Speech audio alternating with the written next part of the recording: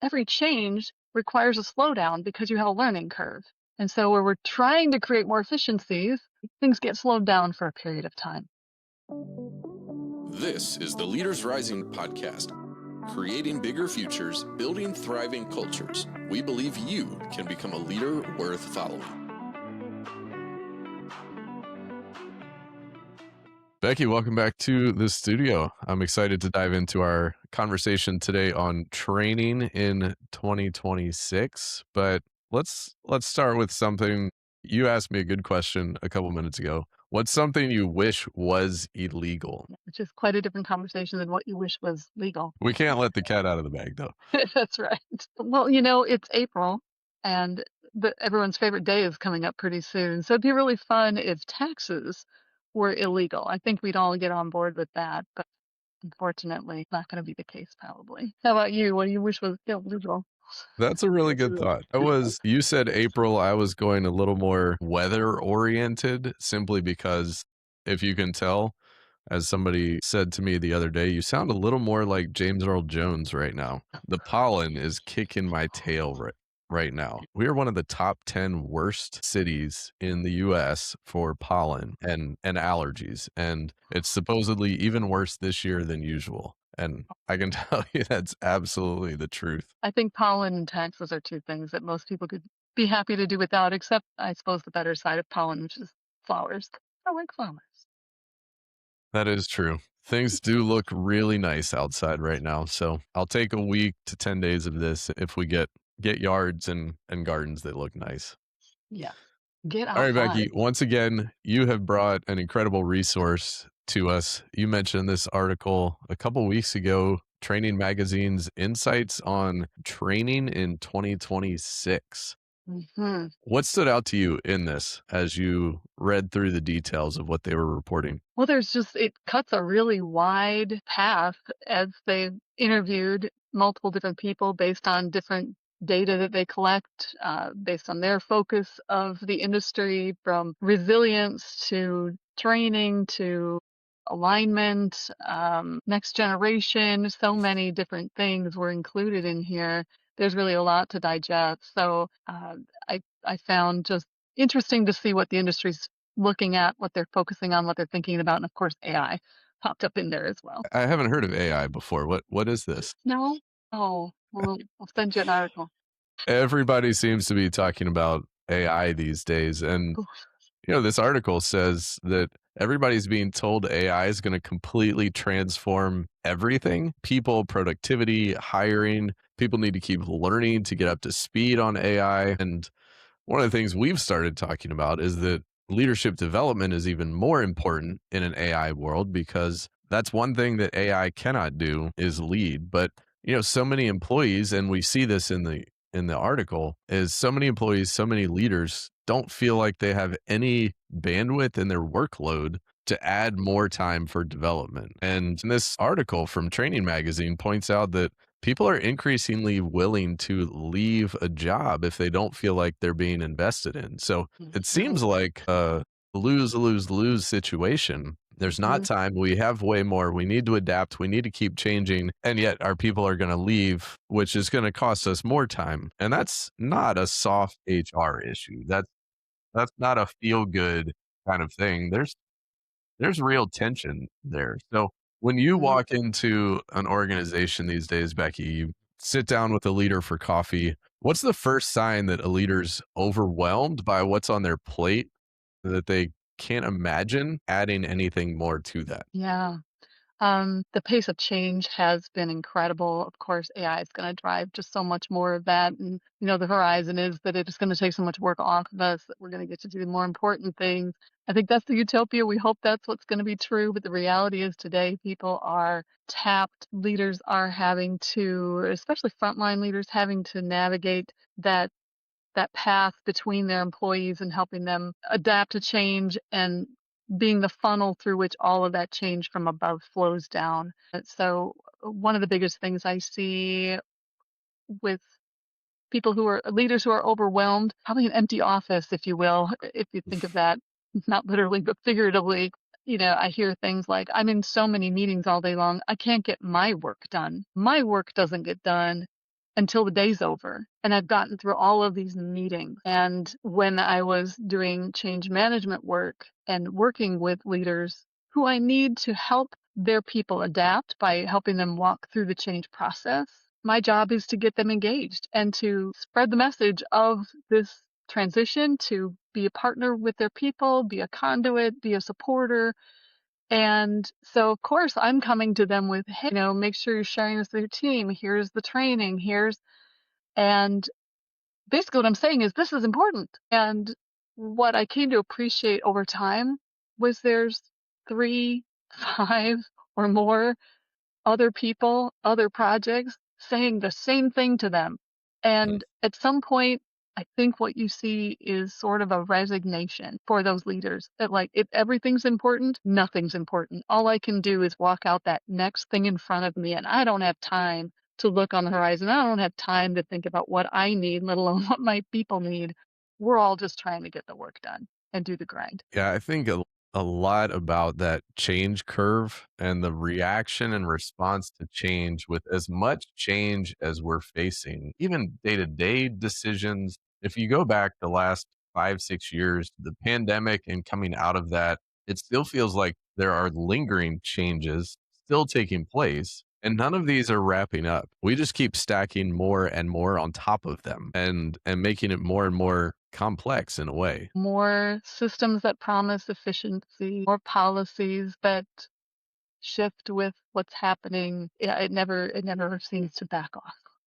Just No. think. Let's go quick hit on a few of these issues that were raised in this article. This one kind of goes, we've been talking about this one for, it feels like a long time. The dynamic of return to office. This article from Training Magazine talks about that as a major deciding factor and issue for employees. Mhm. What have you noticed lately that's different or a new chapter or iteration on that return to office question? I know that organizations from the time that it was safe to go back have struggled with that balance between the benefits of having remote workers versus having people in the office. What's the impact on our culture? Is this who we really want to be? With it seems more and more companies leaning toward we want you back in the office at least part of the time, that there needs to be that connection. I don't know where it eventually lands. I imagine we'll just continue to see a variety based on the organization, the type of work they do, their values.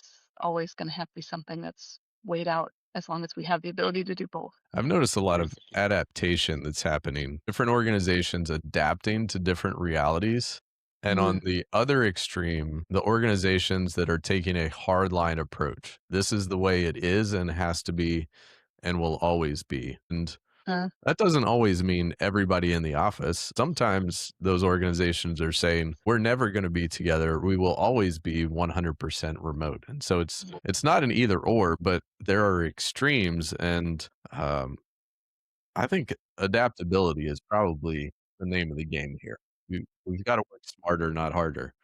right, right. And it has to be, what are we trying to accomplish? And if the talent that we need isn't here locally, or we need more of what we have in this area, at some point the business decision has to drive that decision, not just whether we like being remote or not. Yes. We can't just base this off of preference anymore. All right. Lots of talk, obviously, about HR. One of the quotes I've got here up says HR's partnership with IT will make or break AI transformation in 2026.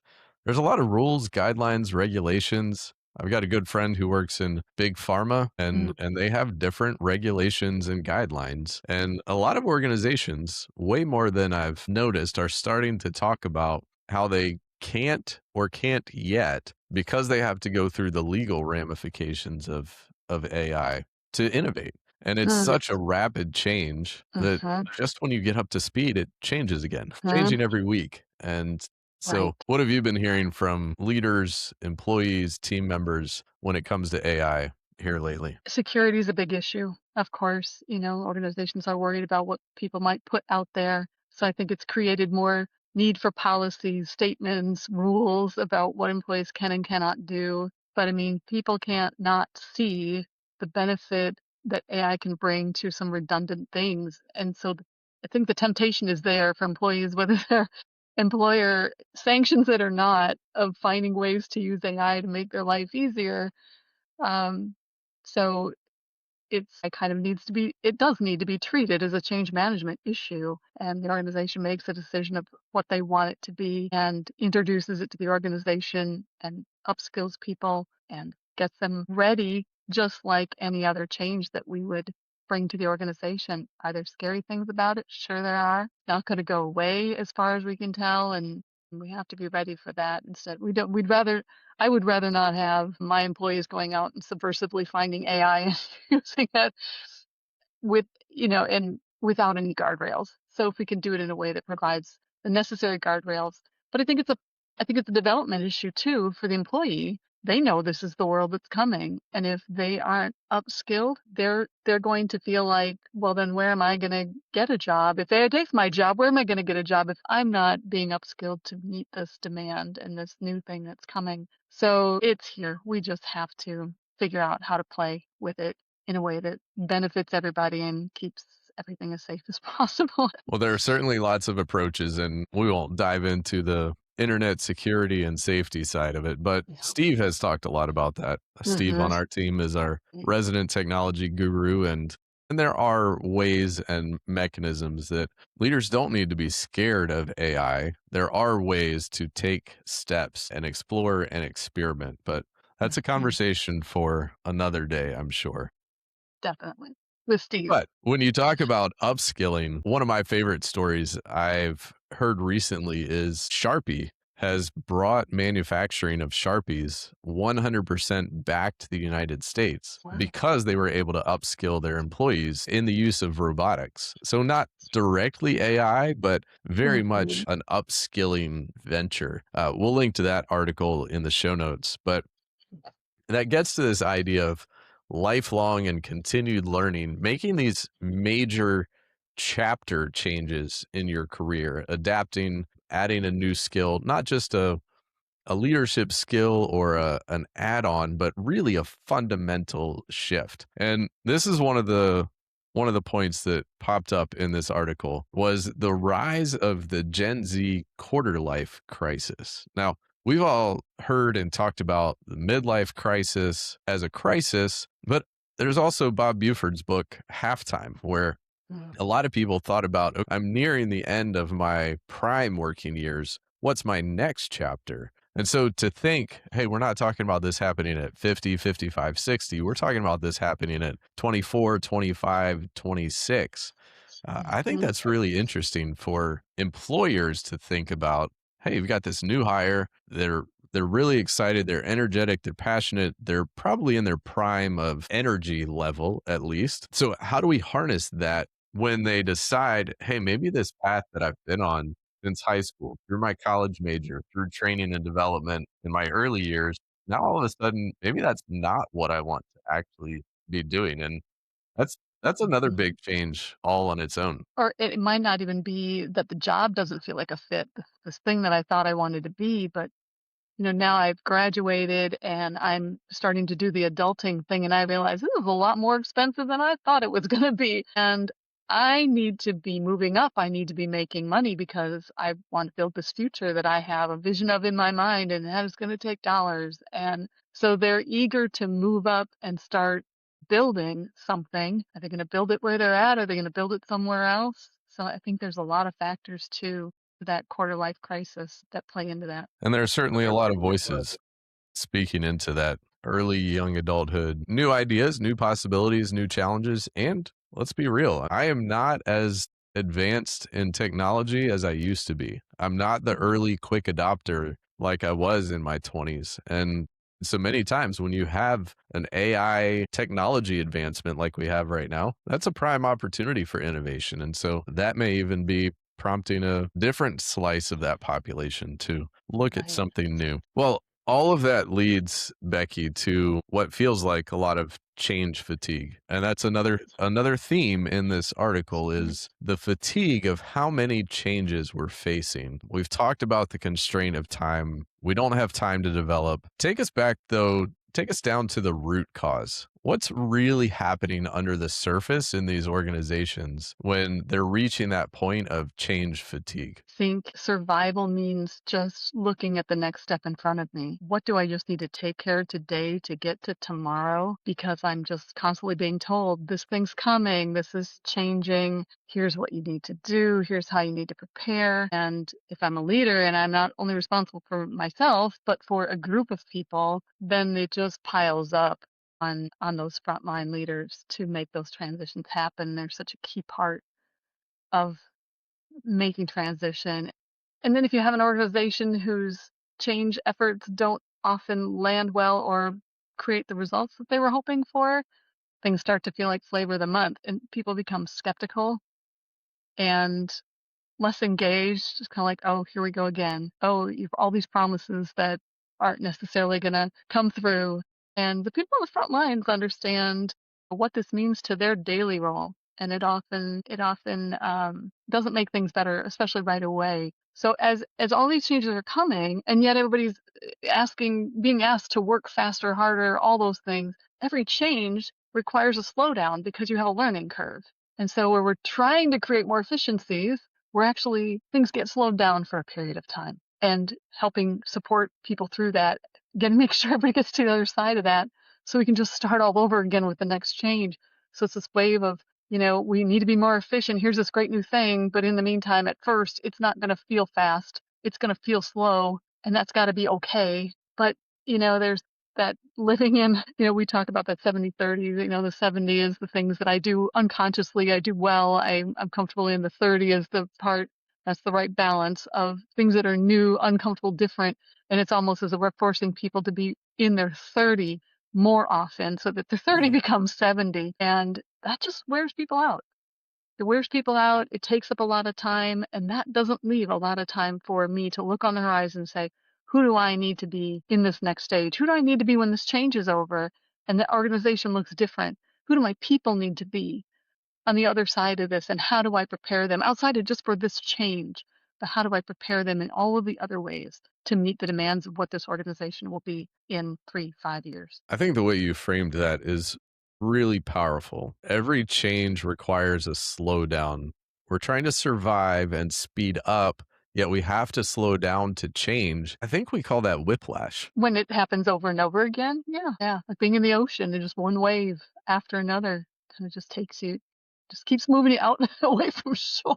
And it's such an exhausting place to be when you're constantly faced with that. It's disarming or disempowering because you don't feel like you're ever finishing anything. You never feel like you get to that next mountain ridge. We Hmm. had our mountain image that I've got here on the wall behind me that we were talking about a little while ago. And if you never get to that next ridge, you don't actually get closer to the mountain Hmm. range that's off in the distance. So the article highlights that 79% of companies are shifting to skills-based approach to hiring and development, but most don't actually have the infrastructure to make that real, which seems like a disconnect to me.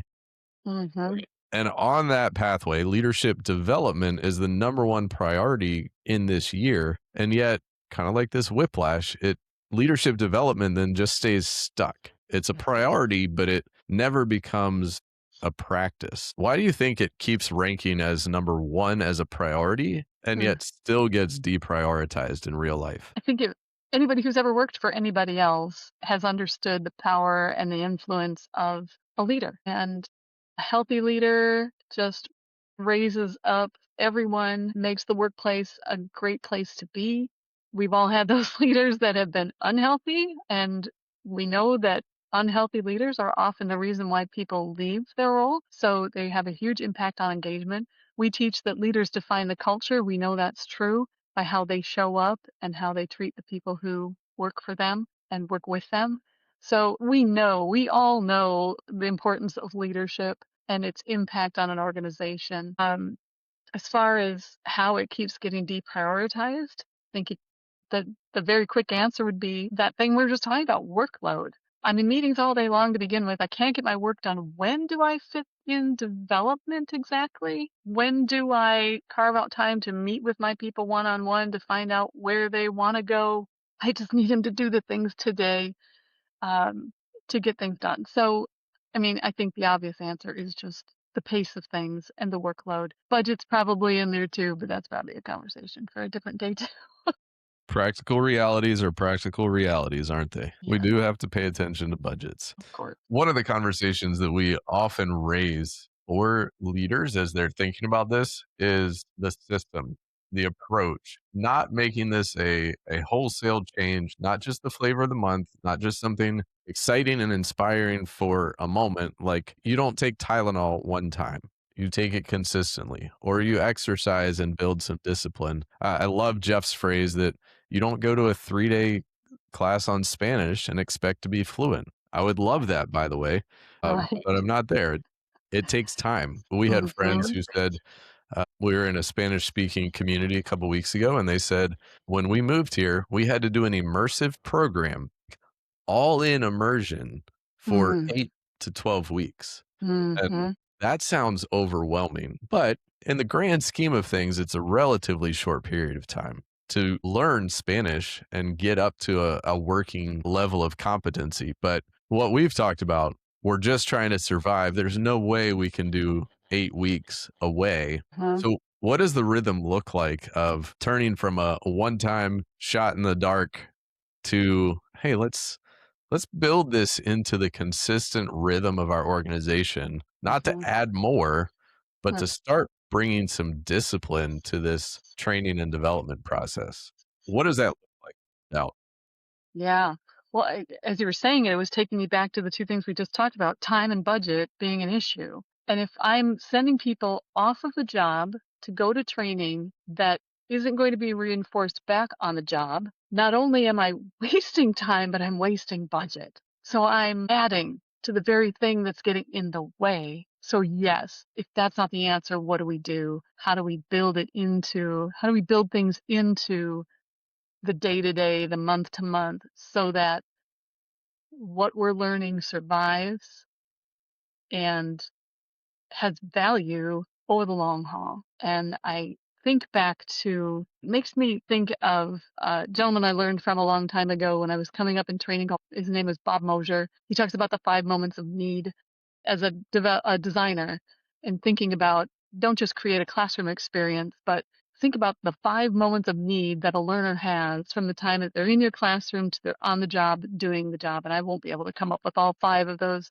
today, but it's, what do they need in the classroom to learn? What do they need as they leave the classroom and take that now into the workplace? What do they need when they're on the job and they're stuck and they have a question? What resources, what things can we build in? How do we equip the leader to help them meet those 5 moments of need? And so it's sort of like that. What are the moments of need for an employee throughout their career, that employee experience? And how do we continue to meet them along the way, both for our leaders and our individual contributors? So how it's about being intentional about where we're trying to go. And so if there's that clarity about where the organization's going, if it's clear where the employees need to be investing their time to meet those goals, then it should be clear who that employee needs to be, what skills they need, and abilities, attitudes, knowledge, all of that, so that when we do educate, train, we're training on the right things, but then they come back and it's relevant and it's useful to them, to the organization, and it flows all the way up the chain. So the value of that makes the organization better. But there has to be that clarity and alignment, and then the intentionality to make sure that what we invest in gets reinforced when they come back. Well, as you're talking about those 5 moments of need and what people need, two things come to mind. One is our growth pathway tool that we laid out in Rising and Mhm. helping people realize what a stage actually looks like of growth and development. Mm. And I think it dovetails perfectly with Bob's 5 moments framework, that each moment along the way looks different and you need to teach different and you need to encourage and motivate. You need to answer questions differently, but intentionality and consistency, you've got to lean in. You've got to be there to be ready to answer the questions. My innovative mind also goes rabbit trail to the power of AI to actually answer some of those questions later on, Mhm. to be a Right. resource when leaders do feel taxed, but somebody has a question. Is there a Mhm. way to scale who we are? Our friend Jim has Jimbot that he's created, his own custom AI engine that answers questions as he would. And even his wife says, it's scary how much this sounds like you. It does work. It's a possibility. Yeah. It's on the horizon. Yeah. And take away the low level things so that we can be looking at the horizon and planning for what's next. Yes. Well, let's come in for a landing here and take one of those 5 moments of need that Bob laid out. As somebody's walking away from this conversation, what would you say to them about how you see leaders unintentionally get stuck when they're trying to build a culture of training and development? They already feel overwhelmed. Where do you see them get this wrong? Sure that everything rests on the leader, to be honest with you. I think it's if you have internal resources, a training department or devs, I think that has to be a partnership. Again, the whole organization tied together in unity. There has to be strong leadership at the top that makes it clear to everyone what their part is in everything. But if you want to, drill it right straight down to the leader of someone to say, what's that next thing you could do? Here's the rub is find the time, find the time. And for just one employee on your team, I would choose a mid-performing employee, right? Your top performers always figure out how to get things done. Find your mid-performing employee and just sit down and honestly say, do you understand what success for you looks like? Can you see the line from your roll up to the top? And then, what do you need to be successful so that you can be successful, so the team can be successful, and overall the organization can be successful? But you might be surprised what you hear of whether or not they have that kind of clarity and if it exists. And so the clarity comes first, right? Before we can move into creating change and transformation for people. It's really easy to read an article like this from Training Magazine and get overwhelmed to Yeah. see there's so much happening around us. There's so many headlines. They're all impacting us each and every day. But that's such a powerful reminder. What's the one thing we can do? Not that it's the only thing you're going to accomplish today, No. but if you're going to change one thing, just change one thing. Just add one thing. Mhm. See that through to completion and then work on the next one. Just tackle them one at a time. Absolutely. All right, Becky. Well, thanks so much for highlighting this article because it certainly is a fascinating conversation to see what people are talking about, thinking about in training, in development, in leadership. And I think there's a great opportunity this year to continue working, continue laying down that foundation brick by brick, piece by piece. And I hope if you've been listening today that you've heard something and you're walking away with that one action step that you can put into practice. Hop on over to the Learning Center. We'll have links to the resources we've mentioned, a couple of the tools we've mentioned, and a link to the full article from Training Magazine. So thanks, Becky. Always fun to be here. Thanks for listening to this episode of the Leaders Rising Network podcast. Connect with us on LinkedIn or visit online at leadersrisingnetwork.com.